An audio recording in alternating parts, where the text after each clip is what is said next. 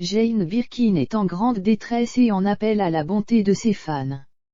Lors d'une interview sur RTL ce 8 décembre, la chanteuse de 74 ans a révélé avoir égaré un objet de très grande valeur dans un célèbre parc parisien. Jane Birkin se remet de son AVC, survenu le 29 août dernier. Sur les ondes de RTL ce 8 décembre, la chanteuse et comédienne de 74 ans a révélé ne pas avoir souffert et ne pas avoir gardé de séquelles de cet accident vasculaire cérébral. Pourtant, une ombre figure au tableau ces derniers temps, l'artiste a perdu un objet très précieux.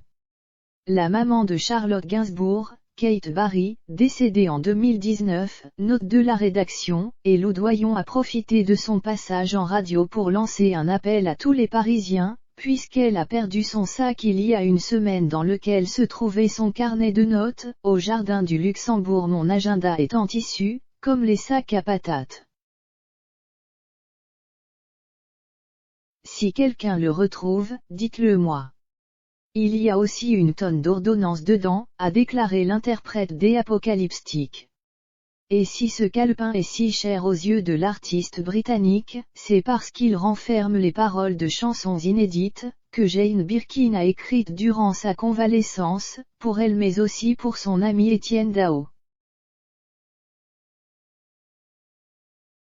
La grand-mère de Marlowe, 19 ans, Ben, 24 ans, Alice, 19 ans, et Joe, 10 ans, s'est octroyé une petite pause agréable après son AVC pour recharger ses batteries dans la capitale. Quel bonheur de savoir qu'on a 3 mois de libre dans son planning, s'est-elle exclamée.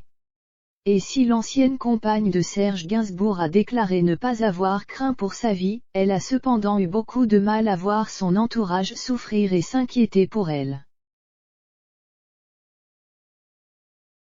Cela n'a pas été drôle pour Charlotte et Lou. Quand vous êtes l'accidenté, cela ne fait pas peur du tout. Je n'ai pas souffert, d'aucune manière, a-t-elle révélé au micro de Stephen Bellery. Néanmoins, Jane Birkin, qui donnera un premier concert très attendu le 8 janvier à Maison Alfort, ressort grandi de cette mésaventure et n'en garde que les bons côtés.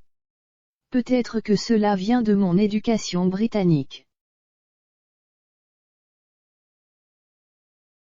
Quand j'étais petite, il était interdit de se plaindre, même chez le dentiste.